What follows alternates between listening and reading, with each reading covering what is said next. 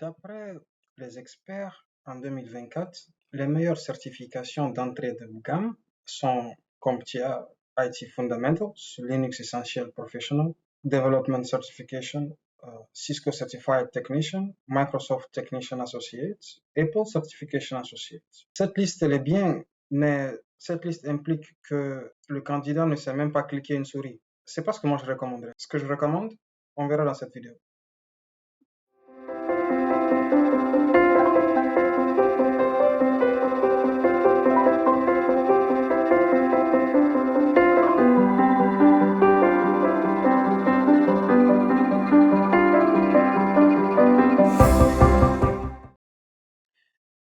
Alors, il y a beaucoup de brands, beaucoup de vendors qui proposent des certifications de bas niveau, de niveau moyen, de niveau avancé, professionnel expert, et tout ça dans le monde fascinant de l'informatique. Quitter du réseau, aller jusqu'aux bases de données, en passant par le design, le cloud, la sécurité informatique, la virtualisation. Mais après tout, cela dépend de votre choix personnel. À quoi est-ce que vous aspirez?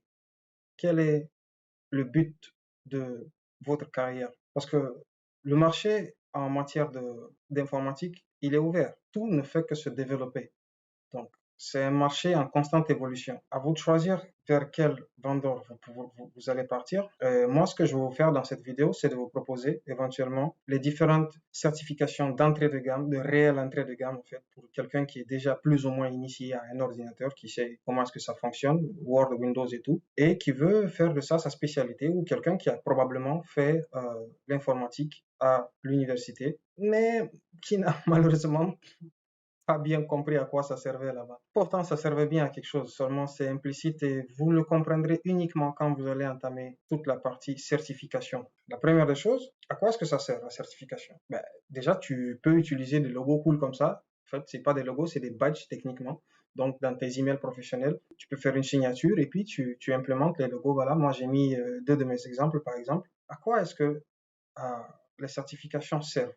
Les plus importantes sont, en un mot, c'est pour te mettre à jour toi-même avec ce qui se passe éventuellement dans les entreprises. C'est pas comme si je suis en train de dire que le cursus universitaire n'est pas important. Il est très important pour une base solide, pour des concepts de base qui vont te permettre de comprendre et d'assimiler plus facilement, éventuellement, les différents concepts qui seront abordés au cours de la formation de ces certifications. En d'autres termes, ça valide les compétences qui sont d'actualité dans les entreprises. Donc, ce qui se passe dans les entreprises, ce que les informaticiens, les ingénieurs réseau, les développeurs font dans les entreprises, c'est exactement vérifié au moment que vous passerez votre test de certification et que vous obtiendrez votre certification. C'est très difficile de tricher éventuellement parce que la plupart de ces certifications se passent au niveau d'un centre de test où il y a des caméras qui sont braquées sur toi. Ça, c'est une des variantes.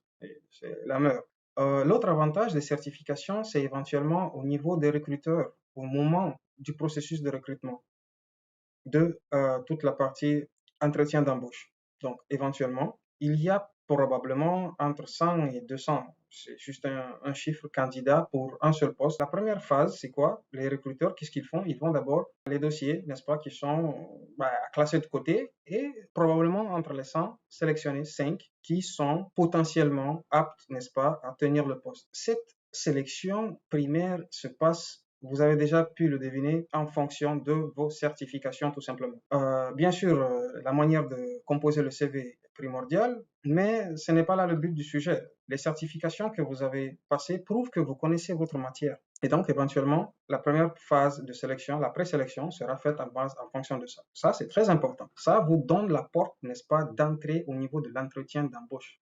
Et c'est ce qui est le premier pas. Les connaissances que vous avez déjà validées, vous pourrez les démontrer. Donc, j'ai un peu déjà parlé de ce que recherchent les employeurs. Est-ce que la pertinence pour ce poste, elle est là? Donc, si on demande, par exemple, à rechercher un help desk, IT support, donc si tu as la certification qui va avec, ça c'est déjà une porte d'entrée.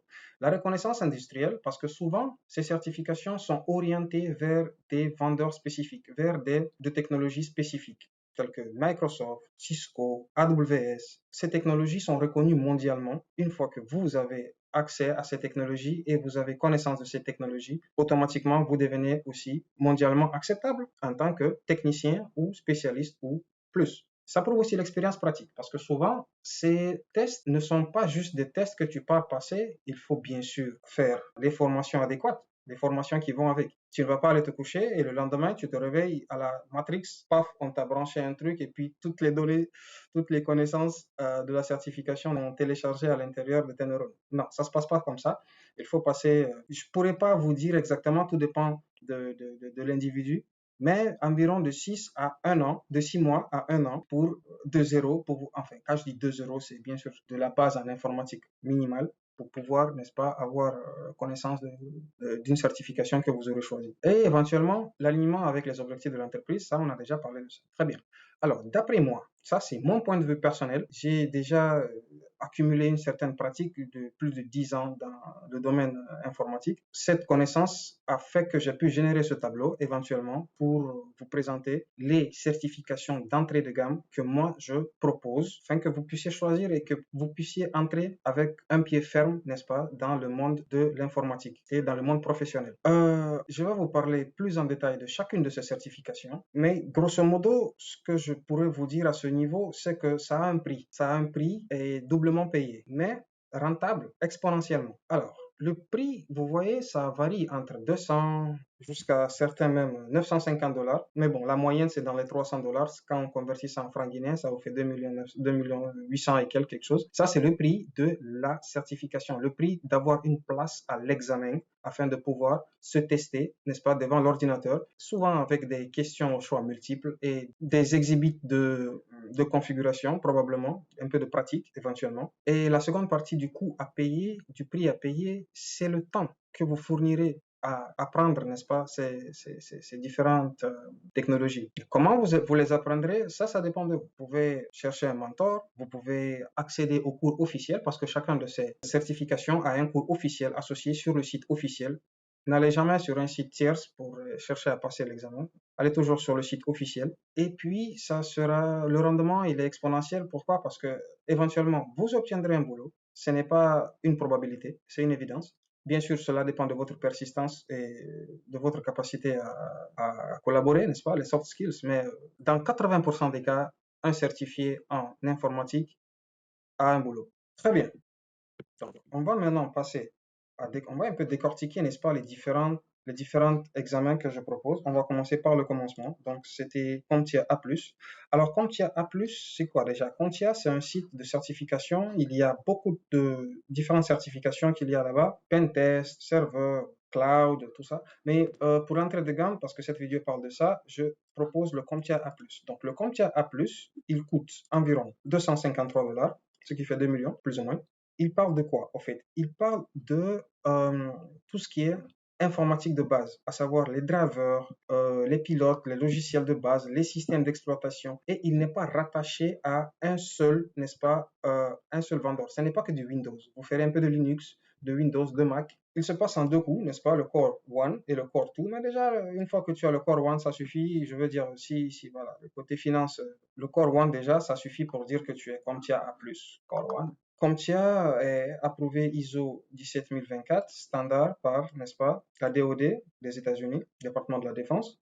Et donc, qu'est-ce que vous allez apprendre? What skill will you learn? Hardware. Donc, tout ce qui est matériel, les différentes composantes de l'ordinateur, du réseau, le TCP/IP, le Wi-Fi, le SOHO, les types de réseau, les types de connexion, les mobile devices, n'est-ce pas, les BYOD, les Wi-Fi et tout ça, les différents systèmes d'exploitation. Donc, comme je vous l'avais dit, les Windows, le Chrome OS, le Android même, le Linux, débusquer les différents problèmes. Ah, je n'arrive pas à me connecter au réseau. Ah, mon Word ne fonctionne pas. Ah, mon clavier ne marche pas. Ma souris ne marche pas. Donc ça, c'est déjà des questions que vous pourrez répondre. Donc vous voyez déjà où ça mène. Vous voyez déjà à quel type d'emploi ça peut ouvrir des portes. Un peu de virtualisation et du cloud, software troubleshooting, n'est-ce pas? Donc la sécurité informatique, les procédures opérationnelles, les best practices par exemple, la communication, le professionnalisme. Donc ça, c'est une très bonne certification d'entrée de base pour des postes du genre Help Desk Technician, IT spécialiste. Donc moi, c'est les deux là que je vois ici vraiment qui sont réalisables et réfléchis par rapport à, n'est-ce pas, Bien sûr, il peut y avoir des opportunités où tu deviens IT support manager, ouais, tant mieux. Mais ce qui est réel, en fait, c'est ce que je suis en train de vous expliquer. Donc les détails de l'examen, ça, je ne ferai qu'une seule fois parce qu'ils sont pareils plus ou moins partout. Tu as à peu près 90 questions, 90 minutes. Ça varie selon les différents types d'examens, mais c'est la même chose. Donc, le test, ça se passe sur un site qui s'appelle PersonView et sur un centre de test. Ça, c'est physique, c'est un endroit. Ou bien ça se passe chez vous à la maison avec votre ordinateur. Mais là, dans ce cas, il faut que l'ordinateur soit, n'est-ce pas, compliant à leur architecture. N'essayez même pas de tricher et croire que ça sera chez vous, parce qu'il y aura votre caméra qui va d'abord filmer la salle, aussi la porte que vous devez fermer à clé, parce que si quelqu'un rentre pendant que vous êtes en train de prendre le test, et votre argent, votre validation, tout est égal à zéro à partir de ce moment que quelqu'un rentre dans la salle. C'est pour vous dire que c'est strict, alors strict de chez strict. Et c'est en anglais, hein. Le plus souvent, c'est en anglais. Bon, alors ça, il y a du français, tant mieux. On peut faire aussi en français. Donc, c'est très bon de regarder, n'est-ce pas, les détails de l'examen que vous cherchez à. OK. Donc, ça, c'est tout ce qui est pour la partie CompTIA A+. On va passer maintenant Cisco Certified Network Associate. Alors, celui-là, il est basé plutôt réseau informatique. Aussi, il est basé Cisco. Donc, Cisco, je dirais carrément que c'est eux qui ont révolutionnarisé, n'est-ce pas, le réseau informatique. Ah, ça a été créé par qui? Ouais, peut-être c'est eux, peut-être c'est les gars de la DOD, du département de la défense, ou peut-être c'est les gars de l'université. Chacun dit que c'est lui. Alors, après, vous aurez merci éventuellement le badge, n'est-ce pas? Donc, ça vous parler de quoi? Ça vous parler de Network Fundamentals, donc tout ce qui est fondament du réseau, les équipements, les différents types d'équipements, les protocoles, et ça va aller en profondeur, en fait, dans le réseau informatique. Les services IP, le DHCP, en fait, tout ce qui est distribution d'adresses, tout ce qui est, en fait, toutes les connaissances de base en réseau informatique, en sécurité, et le petit nouveau, à partir de 2021, l'automatisation. Donc, il y aura un peu d'automatisation, donc tout ce qui est API, Application Programming Interface, donc comment attaquer les différentes composantes réseau, les différents équipements, les différents concepts avec le IBN, Intent-Based Networking, comment attaquer, n'est-ce pas, ces différentes choses avec des programmes, avec des scripts que vous écrivez. Toutes les certifications que je choisis, ça n'a pas de prérequis formel. Tu te débrouilles avec un ordinateur, tu peux avoir accès à cette certification. Bien sûr, ce qui implique que tu as déjà fait, tu feras les études qui vont avec. Donc ça, c'est bon pour les individus qui veulent bouger, qui veulent aller dans le IT. Donc les rôles, éventuellement, les jobs que vous pourrez trouver au bout d'un moment: ingénieur réseau, administrateur de support helpdesk. La validité, c'est 3 ans pour cette certification. Donc, après 3 ans, tu refais la certification ou tu bouges en avant. Tu cherches une certification dans le même, n'est-ce pas, avec le même vendeur qui va de l'avant, parce qu'après le CCNA, c'est le CCNP, Cisco Certified Network Professional, etc. Donc, une fois que tu as ça, ça réactualise ton ancien. Il y a d'autres aussi manières de réactualiser. On va passer à la suite. Donc, toujours avec Cisco Certified DevNet Associate. Donc, alors, celui-là, il est beaucoup plus basé programmation que réseau pur. Il y a une seule partie au niveau du réseau, c'est un chapitre seulement. Et tout le reste, c'est avec la partie programmation. Tout ce qui est du Git, le langage de programmation Python, le développement d'applications, comment consommer les API avec les différents produits du genre WebEx, Meraki, SD-WAN, tout ça. Tu as un cool badge aussi qui viendra après. Le prix, il est plutôt pareil que l'autre. C'est dans les 200, dans les 200, 250, quelque chose comme ça, dollars éventuellement. Donc là, tu pourras être Network Automation Engineer, développeur, System Integration Programmer. Donc moi, je suppose que le premier là, il est plus réaliste. Ensuite, c'est le Supporting Cisco Data Center System Device. La seule certification que je vous propose de la classe Tech, parce que après Tech, c'est CCNA. Pourquoi je ne vous ai pas proposé la certification de la classe Tech au niveau de tout ce qui est CCNA? C'est parce que ça ne sert pas à grand chose au fait de passer Tech au niveau de la partie campus du réseau. Parce que déjà, de toutes les façons, tu as déjà accès à différents équipements une fois que tu fais un mois de stage quelque part. Par contre, au niveau du data center, c'est pas parce que tu fais un stage data center dans un data center que tu auras accès au data center. C'est une partie qui est sous clé, sous verrou, sous empreinte digitale. Ça coûte beaucoup moins cher, c'est 2 fois moins le prix. Mais pourquoi ça c'est important? Parce que c'est pas directement que tu peux plonger dans le monde de data center. Il y a des technologies qui sont vraiment spécifiques au data center. En fait. C'est bien sûr, c'est du réseau, c'est du switching, c'est du routing, mais les technologies qu'ils utilisent là-bas, les protocoles qu'ils utilisent sont complètement différents. Même certains équipements, donc tels que les NXOS, ça ce sont, n'est-ce pas, les switches qui sont utilisés au niveau du data center. C'est pas les mêmes qu'on utilise, n'est-ce pas, dans l'entreprise, dans les bureaux, dans les campus. Certified Associate Python Programmer, ça c'est toute la partie programmation. Donc dans cette partie de ce choix de certification, on va vous parler de la programmation.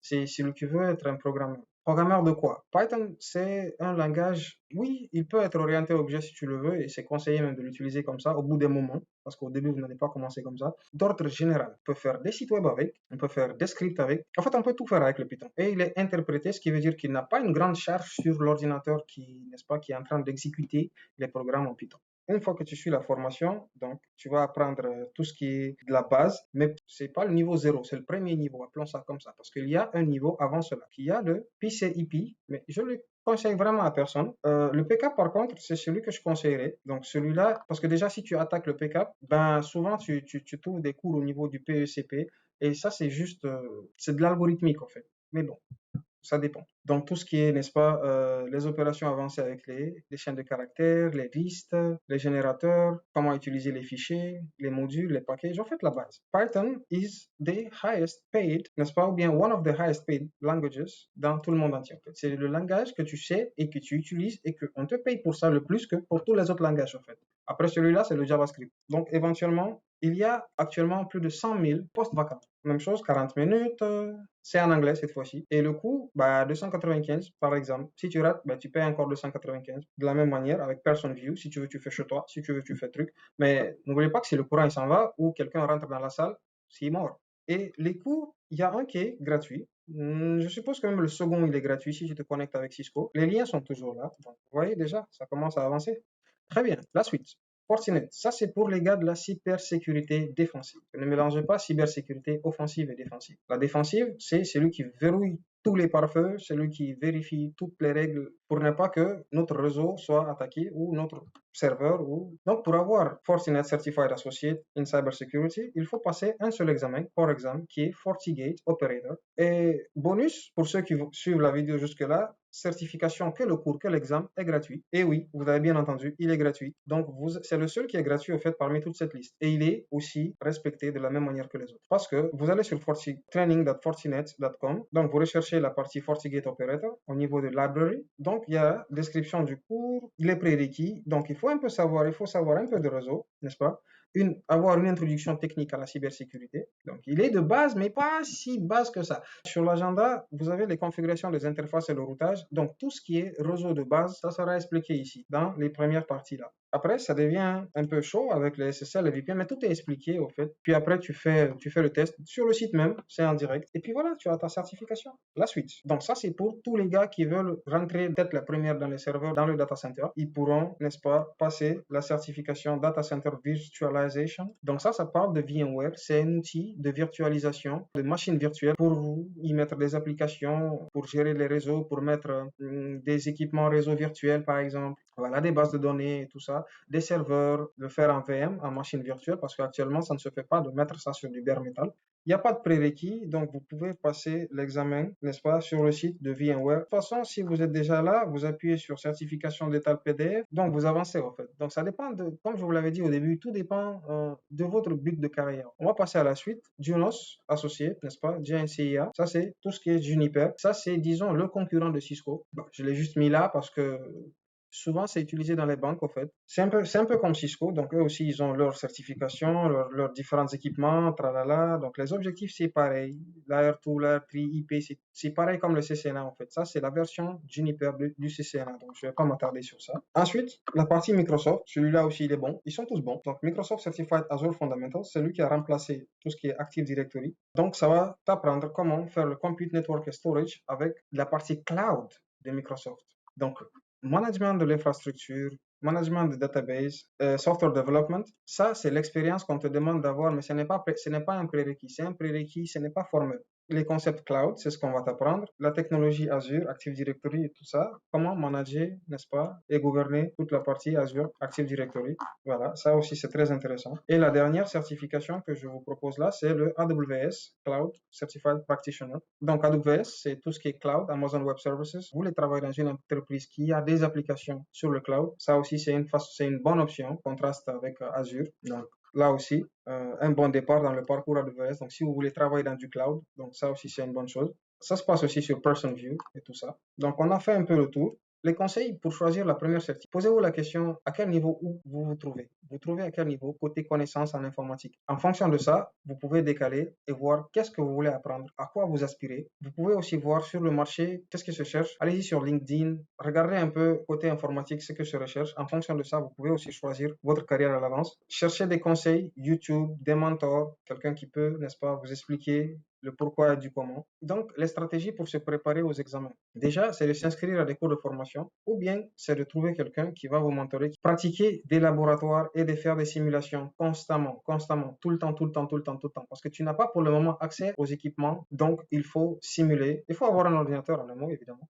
Il faut faire des laboratoires, des simulations. Utilisez les guides d'études et des examens pratiques. Sur chaque site, n'est-ce pas, des différents trucs, des Cisco, des AWS et tout ça, tu as le guide d'études qui te dit grosso modo le programme, qu'est-ce qu'il faut savoir avant d'aller tacler l'examen. Tu te bases sur ça en faisant tes recherches. Et faire aussi des tests pratiques. Oui, les tests pratiques coûtent quelque chose, probablement, ça dépend du vendeur, ça coûte moins ou plus cher, mais c'est bon de le faire, au moins tu sais que tu vas pas aller flamber là-bas. Rejoindre les groupes d'études sur WhatsApp, sur Discord, comment se certifier, tu vas sur le site, tu as une carte Visa prépayée que tu peux avoir dans n'importe quelle banque de la place. Tu vas sur le site, tu introduis tes coordonnées bancaires, ça te met une date et puis tu tapes l'examen. Bien sûr, tu vas vérifier ton PC préalable. On a un peu vu les certifications que je vous conseille de chercher, en tout cas dont je vous conseille de commencer dans beaucoup de sous-domaines, n'est-ce pas, de l'informatique. Je vous conseille de rechercher et de choisir judicieusement parce que une fois que c'est fait, c'est fait. Vous pouvez bien sûr aller latéralement, mais je vous conseillerais de continuer. Et bien sûr, abonnez-vous à la chaîne, aimez et commentez. S'il y a des questions, vous pouvez les laisser dans les commentaires. Je les répondrai éventuellement. Allez, merci et à bientôt.